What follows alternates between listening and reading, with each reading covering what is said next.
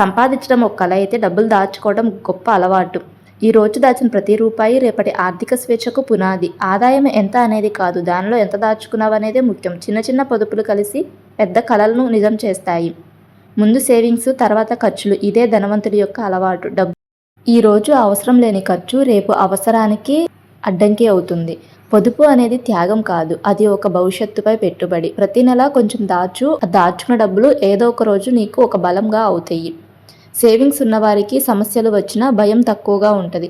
చిన్న మొత్తంలో ప్రారంభించిన పొదుపు పెద్ద పెద్ద సంపదగా మారుతుంది. ఇట్లా మన ఛానల్లో చాలా మనీ సేవింగ్ ఐడియాస్ అయితే ఉన్నాయండి. మనీ సేవింగ్ ఐడియాస్తో పాటు స్కీమ్స్ గురించి వీడియోస్ కూడా ఉన్నాయి. అంటే డబ్బులు దాచుకోవాలనుకుంటున్న వాళ్ళకి వీడియోస్ ఉన్నాయి. ఆ దాచుకున్న డబ్బులు రెట్టింపు చేసుకోవటం ఎలా అనే వాళ్ళకి కూడా వీడియోస్ ఉన్నాయి.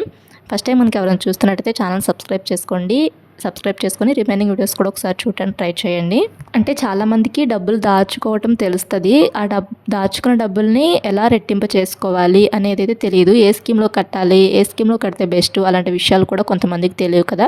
అలాంటి వాళ్ళ కోసం అయితే మన ఛానల్లో చాలా మంచి మంచి స్కీమ్స్ ఉన్నాయి. అవి కూడా సెక్యూర్ స్కీమ్స్ ఏనండి, గవర్నమెంట్కి సంబంధించిన స్కీమ్సే ఉన్నాయి. ఛానల్ని ఫస్ట్ టైం మనకి ఎవరైనా చూస్తుంటే సబ్స్క్రైబ్ చేసుకొని రిమైనింగ్ వీడియోస్ కూడా ఒకసారి చూడటానికి ట్రై చేయండి. హాయ్ అండి, అందరికీ నమస్కారము. ఇంక ఈ వీడియోలోకి వచ్చేస్తే మంత్లీ 40,000 రూపాయల శాలరీ వచ్చేవాళ్ళు ఇంటి ఖర్చులు ఎలా చేస్తే డబ్బులు మనము సేవింగ్స్ చేసుకోవచ్చు అనేది అయితే ఈ వీడియోలో అయితే ఎక్స్ప్లెయిన్ చేస్తాను. ఫస్ట్ అయితే ఇంటద్దండి. అంటే కొంతమందికి సొంత ఇల్లు అనేది ఉండదు, అద్దెలుకుంటూ ఉంటాం కదా. అలాంటి వాళ్ళు ఇంటద్దే ఒక 6,000 రూపాయలు ఉండేలా చూసుకోవాలి. కొంతమందికి సొంత ఇల్లు ఉంటాయి, ప్లస్ ఈఎంఐస్ ఉంటాయి కదా. ఈఎంఐస్ ఉన్నప్పుడు మనము ఈఎంఐస్, ఇంటికి కట్టే ఈఎంఐస్ 6,000 రూపాయల లోపు ఉండేలా చూసుకోవాలి. అంటే కొంతమంది లోన్ పెట్టుకొని ఇల్లది కొనుక్కుంటూ ఉంటారు కదా. అలాంటి వాళ్ళైతే చక్కగా ఒక 6,000 రూపాయల లోపు మనము లోన్ అనేది ప్రతి మంత్ కట్టే విధంగా చూసుకున్నాం అనుకోండి, సరిపోతుంది. ఇంకా తర్వాత సరుకులు, బియ్యము రెండు కలిపి మనము 4,000 రూపాయలు అయితే ఖర్చు చేయాలి. అంటే బియ్యం వచ్చేసి 1,500, 1,600 అట్లా ఉంటుంది కదా. బియ్యం ఒక 1,500 రూపాయలు అనుకోండి. కదమా అమౌంట్ అంటే 2,500 రూపాయలు మనము సరుకులకి ఉపయోగించాలి. తర్వాత పాలండి. పాలు ఇప్పుడు లీటర్ వచ్చేసి 80 రూపాయలు అట్లా ఉన్నాయి కదా. అంటే ఒక్కొక్క చోట ఒక్కొక్క దగ్గరగా ఉన్నాయి, 75, 80 అట్లా ఉన్నాయి కదా. ఒక లీటర్ పాలు పోయించుకున్నారనుకోండి 80 రూపాయలు రోజుకి. అదే ఒక నెల రోజుల పాటు పోయించుకుంటే 2,400 రూపాయలు. ఇట్లా 2,400 రూపాయలు పాలకైతే ఖర్చు అయ్యేలా చూసుకోవాలి. తర్వాత కూరగాయలండి. కూరగాయలు మనము వారానికి ఒకసారి తెచ్చుకునేలా చూసుకోవాలి. అది కూడాను వారానికి ఒకసారి ఒక 500 రూపాయలు పెట్టి కూరగాయలు తెచ్చుకోవాలి. 4 వారాలు అంటే నెలలో 4 వారాలు ఉంటాయి కదా, 2,000 రూపాయలు అయితే అయిపోతాయి. అంటే మనం చేసే ఖర్చులు ఎక్కువ ఖర్చులు చేసినా కానీ ఒక ప్లాన్ ప్రకారం చేయం కాబట్టి డబ్బులు అనేటివి, సేవింగ్స్ అనేటివి ఏమి ఉండవండి. ఇట్లా ఒక ప్లాన్ ప్రకారం చేసామనుకోండి, ఇప్పుడు నేను చెప్పే పద్ధతిలో చేశారనుకోండి, మీరు నెలకి మనము ఒక 4,000, 5,000 రూపాయల దాకా అయితే మనం సేవ్ చేసుకోగలము. అదే ఒక ప్లాన్ అనేది వేసుకోకుండా మన ఇష్టం వచ్చినట్టు ఖర్చులు చేస్తూ ఉన్నాం అనుకోండి, ఎక్కువ డబ్బులు అయిపోతూ ఉంటాయి. వేటికి ఎంత ఖర్చు పెట్టామనేది కూడా తెలియదు. ఇట్లా మనం ఒక ప్లాన్ ప్రకారం ఖర్చులు చేస్తూ ఉన్నాం అనుకోండి, మనం నెక్స్ట్ మంత్ వచ్చేపాటికి మనం వేటిలో ఖర్చులు తగ్గించాలి, ఈ మంత్ వేటిలో ఎక్కువ ఖర్చులు పెట్టాము అనేది కూడా ఒక అవగాహన అనేది ఉంటుంది. ఇక్కడ కూరగాయలకైతే ఇట్లా అయితే వారానికి 500 రూపాయల చొప్పున 2,000 రూపాయల లాగైతే మనము ఖర్చు చేస్తాము. కాయలండి, ఫ్రూట్స్ తెచ్చుకుంటాం కదా. ఫ్రూట్స్ కూడాను కూరగాయలు తెచ్చుకునేటప్పుడే వారానికి ఒకసారి ఒక 500 రూపాయలు పెట్టి తెచ్చుకోవాలి. అప్పుడు 4 వారాలకి 2,000 రూపాయలు అయితే అవుతాయి కదా. అంటే మనం ఏమీ తినకుండా ఉండి డబ్బులు సేవింగ్స్ చేసుకోవాల్సిన అవసరం లేదు. మనం అన్నీ తింటూనే కొన్నిట్లో ఖర్చులు తగ్గించుకుంటే డబ్బులు సేవింగ్స్ చేసుకోవచ్చు. అవేంటి అనేది చెప్తాను. ఫుడ్లో అయితే మనమేమి సేవింగ్స్ ఏం చేసుకోవాల్సిన అవసరం లేదు, అంటే ఖర్చులు తగ్గించుకోవాల్సిన అవసరం లేదు. కొన్నిట్లో ఖర్చులు తగ్గించుకుంటే మనము సేవింగ్స్ చేసుకోగలము. ఇంకా ఫ్రూట్స్కి 2,000 రూపాయలు కదా. కరెంట్ బిల్ అండి, దీంట్లో మటుకు మనము ఖర్చు తగ్గించామనుకోండి సేవింగ్స్ చేసుకోవచ్చు. అంటే కరెంట్ బిల్ వచ్చేసి మనకు ఒక్కొక్కరికి ఒక్కో విధంగా వస్తుంది. అంటే ఇప్పుడు ఏసీలు ఉన్న వాళ్ళకి కొంచెం ఎక్కువ వస్తుంది, ఏసీ లేని వాళ్ళకి కొంచెం తక్కువ వస్తుంది కదా. ఇప్పుడు అతడిలో కూడా ఏసీస్ అవి ఉంటూ ఉన్నాయి. మీరు ఏసీ కొనుక్కునేటప్పుడు, ఇప్పుడు ప్రజెంట్ ఎవరైనా కొనుక్కోవాలనుకుంటున్న వాళ్ళు కొనుక్కునేటప్పుడే 5 స్టార్ ఏసీస్ అలా ఉంటూ ఉంటాయి కదా, అవి కొనుక్కున్నారనుకోండి, అంటే ఇంట్లో ఉన్న ఎలక్ట్రిక్ వస్తువులన్నీ కూడాను 5 స్టార్ అలాంటివి కొనుక్కున్నారనుకోండి, కరెంట్ బిల్ అనేది తక్కువ వస్తుంది. ఆ కొనేటప్పుడు ఒక 5,000, 4,000 అట్లా డిఫరెన్స్ అనేది ఉంటుంది. 3 స్టార్కి 5 స్టార్కి అంతే. 5,000 పెట్టుకుంటే మనము అంతే 5,000 దగ్గర చూసుకొని తక్కువ కాస్ట్ కొనుక్కున్నాం అనుకోండి, ఇంకా మనకి లైఫ్ లాంగ్ అయితే పెరుగుతూ ఉంటుంది కరెంట్ బిల్ అనేది. అదే ముందుగానే మనం ఒక 5,000, 6,000 ఎక్కువ అయినా కానీ కొనుక్కొని ఉంచుకున్నాం అనుకోండి, ఇంకా మనకు కరెంట్ బిల్ అనేది తక్కువ వస్తూ ఉంటుంది. ఇక్కడ మనం పొదుపు అనేది చేయొచ్చండి చక్కగా. అది కూడాను మనము అవసరమైన రూమ్స్లోనే లైట్లు వేసుకోవటము, అవసరమైన దగ్గరే ఫ్యాన్లు వేసుకోవడం అట్లా చేస్తూ ఉన్నాం అనుకోండి, కరెంట్ బిల్ అనేది తక్కువ వస్తుంది. నేనైతే కరెంట్ బిల్ అయితే 1,200 రూపాయల లోపు అయితే ఇక్కడ ఖర్చు చేయాలని చెప్పేసి అయితే చెప్తున్నాను. మీరు ఏసీ యూజ్ చేసినా కానీ 1,200 రూపాయల లోపు అయితే చేసుకోవచ్చు ఇప్పుడు నేను చెప్పినట్టు చేస్తే మీరు. తర్వాత TV bill wifi bill, phone bill అవన్నీ మొత్తం కలిపి మనము రూ. 1000 లోపు ఉండేలా చూసుకోవాలి. కొంతమందికి వైఫై కనెక్షన్ పెట్టించుకుంటే టీవీ కూడా అట్లానే రన్ అవుతుంది. సపరేట్గా టీవీలో మళ్ళీ బ్యాలెన్స్ వేయించాల్సిన అవసరం లేదు. ఇంకా ఫోన్లో కూడా బ్యాలెన్స్ వేయించాల్సిన అవసరం లేదు. వైఫై కూడా జియో వైఫైస్ అట్లా ఉంటూ ఉన్నాయి కదా, తక్కువ కాస్ట్వి కూడా ఉన్నాయండి. అట్లా వైఫైకి అండ్ ఇంకా ఫోన్ బిల్లు, టీవీ బిల్లు మొత్తానికి కలిపి మనం రూ. 1000 లోపు ఉండేలా చూసుకోవాలి. కొంతమందికి వైఫై ఉండదు, అలాంటి వాళ్ళు టీవీ బిల్లు, ఫోన్ బిల్లు, ఇప్పుడు ఇంట్లో ఇద్దరైతే ఉంటున్నాయి అనుకోండి ఫోన్లు, అట్లా మంత్లీ మనం టీవీ బిల్లు, ఫోన్ బిల్లు కలిపి రూ. 1000 లోపు ఉండేలా చూసుకోవాలి. తర్వాత గ్యాస్ బిల్ అండి.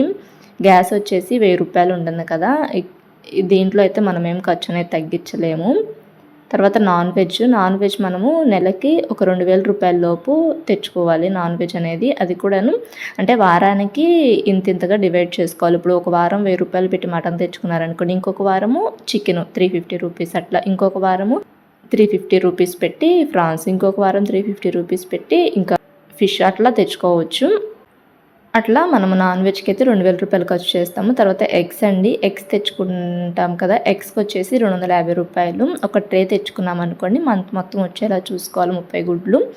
తర్వాత షాపింగ్కి వచ్చేసేసి మనము రూ. 1000 అంటే అప్పుడప్పుడు మనం షాపింగ్స్ అనేటివి చేస్తూ ఉంటాం కదా, నెలలో ఒకసారి అట్లా ఆ షాపింగ్ చేసినప్పుడు రూ. 1000. తర్వాత పెట్రోల్ ఖర్చులకి 1500.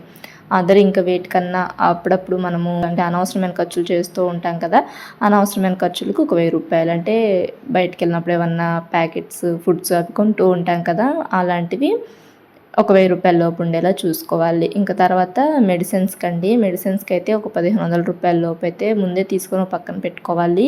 ఈ ఖర్చులన్నీ చేసేస్తూ ఉంటాం కాబట్టి ముందుగానే మెడిసిన్స్కి అనేటివి తీసుకొని ఒక పక్కన పెట్టుకోవాలి. మంత్లో ఎప్పుడు అవసరం వస్తుందో చెప్పలేం కదా మెడిసిన్స్ అనేటివి. ఇంకా తర్వాత డ్రై ఫ్రూట్స్ వచ్చేసి మనము 2000 లోపు ఉండేలా చూసుకోవాలి. మంత్లీ 2000 డ్రై ఫ్రూట్స్ తెచ్చుకునేలా చూసుకోవాలి. ఇంకా పిల్లలకి స్టడీ ఫీజెస్, స్కూల్ ఫీజెస్ ఉంటూ ఉంటాయి కదా, స్టడీ ఫీజు వచ్చేసి ఇద్దరు పిల్లలకి కలిపి 2000. తర్వాత స్కూల్ ఫీజు వచ్చేసి మనము మంత్లీ 5000 చొప్పున తీసుకొని ఒక పక్కన పెట్టుకోవాలండి. ఇట్లా 12 నెలల పాటు చేసామనుకోండి 60,000 అయితే అవుతాయి. ఇద్దరు పిల్లలకి కూడాను 60,000 ఫీజులు అనేటివి సరిపోతూ ఉంటాయి. ఇంకా కొంతమందికి అమ్మఒడి ఇప్పుడు తల్లికి వందనం అలాంటివి వస్తూ ఉన్నాయి కదా, అవి వచ్చినాయి అనుకోండి ఇంకో 30,000, మొత్తము ఒక 90,000 దాకా అయితే అవుతాయి కదా, అవి మనం సేవ్ చేసుకున్న డబ్బులు మొత్తం కలిపి చక్కగా పిల్లలకి ఫీజెస్కి అనేటివి సరిపోతాయి. ఇంకా మళ్ళీ తర్వాత సపరేట్గా మనం పిల్లల ఫీజులకి అని చెప్పేసి అక్కడ ఇక్కడ అప్పులు చేయాల్సిన అవసరం కూడా ఉండదండి. ఇట్లా ముందుగానే మనకు వచ్చే శాలరీలో నుంచే ఒక 5,000 పక్కన పెట్టుకుంటూ ఉండాలి పిల్లల ఫీజెస్కి అనేసి. స్టడీ ఫీజు అనేది మంత్లీ కడతాం కాబట్టి నెలకైతే కట్టేసేసుకోవచ్చు. ఇంక మొత్తం కలిపి టోటల్ అయితే ఇప్పుడు మనం ఇక్కడ నేను మీకు ఎస్టిమేషన్ రాసి చూపించాను కదా, ఇవన్నీ కూడా టోటల్ కలిపితే 35,850 అయితే మనం ఖర్చు చేస్తామండి. ఇక్కడ మనకు వచ్చే శాలరీ వచ్చేసి 40,000 కదా, 40,000 శాలరీలో నుంచి 35,850 ఖర్చులు చేసేసేయంగా మనము 4,150 అయితే మిగులుస్తాము. ఆ 150 కూడా వేటుకోటికి ఖర్చు చేసామనుకోండి, రౌండ్ ఫిగర్ ఒక 4,000.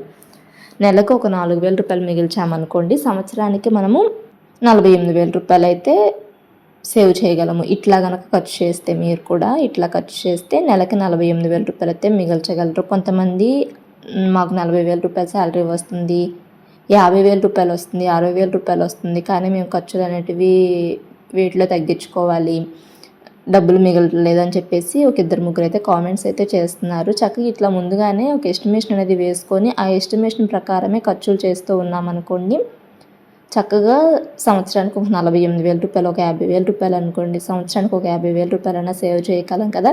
ఇట్లా కాకుండా ఇంకా కొంచెం పొదుపుగా ఆలోచించి కొన్నిట్లో ఖర్చులు తగ్గించుకోవచ్చు అని చెప్పాను కదా, వాటిల్లో ఖర్చులు తగ్గించుకున్నాం అనుకోండి ఇంకొంచెం ఎక్కువ అమౌంట్ అయితే సేవ్ చేసుకోవచ్చు. నేను మీకు ఇక్కడ చూపిస్తాను వేటిలో ఖర్చులు తగ్గించుకోవచ్చు అనేది. మనము సరుకులు తెచ్చుకుంటాం కదా, సరుకులకి 2,500 వేసాను ఇందాక నేను. బియ్యం అయితే మనము 1,500 పెట్టి తెచ్చుకుంటాము, బియ్యానికి అయితే మనం ఏమి తగ్గించలేము. ఈ సరుకుల దగ్గర మనము ఈ 2,500 నుంచి 1,500 పెట్టే సరుకులు తెచ్చుకున్నాం అనుకోండి, ఒక 1,500 మిగులుతాయి కదా అక్కడ సరుకుల దగ్గర.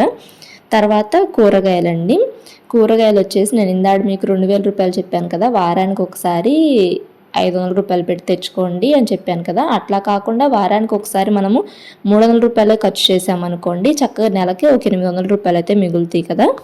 తర్వాత ఫ్రూట్స్ అండి. ఫ్రూట్స్ వచ్చేసి మనము ఇక్కడ 2000 రూపాయలు అయితే చూపించాను కదా నేను మీకు ఫస్ట్. 2000 రూపాయలు అంటే వారానికి 500 రూపాయలు చొప్పున తెచ్చుకోమని చెప్పాను కదా. ఇట్లా 500 రూపాయలు చొప్పున కాకుండా 350 రూపాయలు చొప్పున తెచ్చుకున్నారనుకోండి, ఒక 500 రూపాయలు అయితే మిగులుతాయి. తర్వాత కరెంట్ బిల్ అండి. కరెంట్ బిల్ ఇందా నేను మీకు 1200 చెప్పాను కదా. ఒక 1000 రూపాయలే కరెంట్ బిల్ వచ్చేలా చూసుకున్నారనుకోండి, అక్కడ 200 మనం సేవ్ చేయొచ్చు. తర్వాత నాన్ వెజ్కి అండి. నాన్ వెజ్ కింద నేను మీకు 2000 రూపాయలు వేసి చూపించాను కదా. ఆ 2000 రూపాయల నుంచి మనము ఒక 1500 రూపాయలు అయితే తగ్గించగలిగామనుకోండి, అంటే ఒక 500 రూపాయలే నాన్ వెజ్ ఖర్చు చేసామనుకోండి, 1500 రూపాయలు అయితే మిగులుతాయి. తర్వాత షాపింగ్ ఖర్చులు అని చెప్పాను కదా ఇందాక నేను మీకు.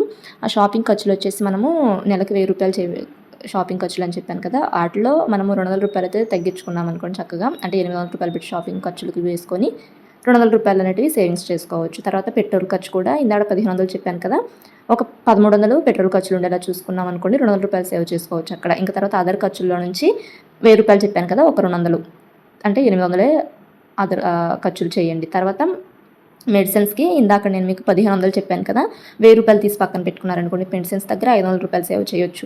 తర్వాత స్టడీ ఫీజెస్ ఇందాక ఇద్దరు పిల్లలకి కలిపి 2000 రూపాయలు అని చెప్పాను కదా, అంటే ఒక్కొక్కరికి 1000 రూపాయలు చెప్పిన స్టడీ ఫీజెస్ అని చెప్పాను కదా. అట్లా 1000 రూపాయలు కాకుండా 800 ఉండేలా చూసుకున్నారనుకోండి, 400 రూపాయలు అయితే మిగులుతాయి.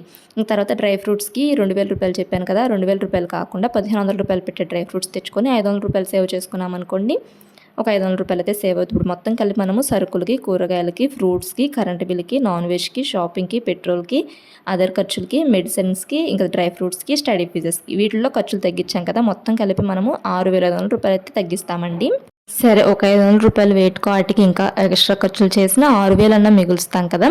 ఇందాక వచ్చేసి మనం ఒక 4000 రూపాయలు ఇట్లా ఖర్చులు తగ్గించుకొని చేసుకున్నాం అనుకోండి, ఒక 6000 రూపాయలు మొత్తం కలిపి 10,000 రూపాయలు అయితే మిగులుతాయి కదా. 40,000 రూపాయల నుంచి మనము 30,000 రూపాయలు ఖర్చులు చేసి 10,000 రూపాయలు మిగల్చగలిగామనుకోండి, అంటే నెలకి 10,000 రూపాయలు మిగల్చగలిగామనుకోండి, సంవత్సరానికి అంటే 12 నెలలు ఉంటాయి కదా, ప్రతి నెల 10,000 రూపాయలు చొప్పున మిగిలిస్తే సంవత్సరానికి మనము 1,20,000 రూపాయలు అయితే మిగల్చగలము. అంటే 1,20,000 రూపాయలు అయితే మిగల్చగలము సంవత్సరానికి. ఇందాక చెప్పిన పద్ధతిలో అయితే 50,000 రూపాయలు మాత్రమే మిగల్చగలము. అలా కాకుండా ఇప్పుడు నేను మీకు ఇందాక రాసి చూపించాను కదా, సరుకుల్లో, కూరగాయల్లో, ఫ్రూట్స్లో, కరెంటు బిల్లులో, నాన్ వెజ్లో, ఇట్లా కొన్నిట్లో ఖర్చులు తగ్గించుకోమని చెప్పాను కదా. ఇట్లా ఖర్చులు తగ్గించుకుంటూ చేసుకున్నారనుకోండి, 1,20,000 రూపాయల దాకా అయితే సేవ్ చేసుకోవచ్చు సంవత్సరానికి. అంటే మనకు వచ్చే శాలరీ 40,000 అయినా కానీ మనం చక్కగా సేవింగ్స్ అనేటివి ఒక ప్లాన్ ప్రకారం చేసుకుంటూ ఉన్నామనుకోండి, ఖర్చులు తగ్గించుకుంటూ ఉన్నామనుకోండి, సేవింగ్స్ చేసుకోవచ్చు. సరే, ఒక్కొక్క నెలలో అటు ఇటు అయ్యి ఒక్కొక్క నెలలో కొంచెం ఎక్కువ ఖర్చులు చేసినా కానీ ఒక 1,00,000 రూపాయలన్నా సేవ్ చేసుకోవచ్చు కదా మనము ఇట్లా కనుక ఖర్చు చేస్తే. అంటే మనం తినే దగ్గర ఏం తగ్గించుకోవాల్సిన అవసరం లేదు. ఇప్పుడు నేను చెప్పే వాటికి మంచి మంచిగానే వస్తాయి ఫుడ్ ఐటమ్స్ అనేటివి మనము కొనుక్కుంటే. ఇట్లా ఇంకా కొంచెం మనము ఖర్చులు తగ్గించగలము అనుకున్నారనుకోండి, ఇంకా కొంచెం తగ్గించుకొని ఇప్పుడు ఇక్కడ నెలకి 10,000 రూపాయలు తగ్గించారు కదా, అదే నెలకి ఒక 20,000 రూపాయలే ఖర్చులు చేసి ఒక 20,000 రూపాయలు సేవింగ్స్ చేశారనుకోండి, అప్పుడు సంవత్సరానికి 2,40,000 రూపాయలు అయితే సేవ్ చేసుకోవచ్చు. ఆల్రెడీ మన ఛానల్లో ఈ వీడియో అయితే ఉందండి. అంటే నెలకి 20,000 రూపాయలు ఖర్చులు చేసి 20,000 రూపాయలు సేవ్ చేసుకునే వీడియో ఉంది. డిస్క్రిప్షన్లో లింక్ అయితే ఇస్తాను, ఒకసారి చూడండి. నెక్స్ట్ ఇట్లానే మనము అంటే 20,000 రూపాయల ఖర్చులు తగ్గించలేకపోయినా కానీ, అంటే 20,000 రూపాయలతో ఖర్చులు చేయలేకపోయినా 15,000 రూపాయలు మిగిల్చామనుకోండి, అంటే 20,000 రూపాయలు మిగిల్చపోయినా కానీ ఒక 25,000 రూపాయలు ఖర్చులు చేసి ఒక 15,000 రూపాయలు మిగిల్చామనుకోండి, అంటే నెలకి 15,000 రూపాయలు, సంవత్సరానికి 1,80,000 రూపాయలు అయితే అవుతాయి. చక్కగా ఇట్లా మనము చేసే పొదుపులోనే ఉంటుందండి సేవింగ్స్ అనేటివి. అంటే అలా పొదుపు చేయమన్నామని చెప్పేసి తినకుండా పొదుపు చేయాల్సిన అవసరం లేదు. అన్నీ కొనుక్కుంటూనే, అన్నీ తింటూనే మనం ఖర్చులు తగ్గించుకోవచ్చు. మన ఛానల్ని ఫస్ట్ టైం మనకి ఎవరైనా చూస్తున్నట్టయితే సబ్స్క్రైబ్ చేసుకోండి, వీడియోకి లైక్ చేయండి. ఇంకా మన ఛానల్లో ఇట్లాంటి మరిన్ని మనీ సేవింగ్ ఐడియాస్ ఉంటాయి అండ్ స్కీమ్స్ గురించి వీడియోస్ కూడా ఉంటాయి. Thanks for watching.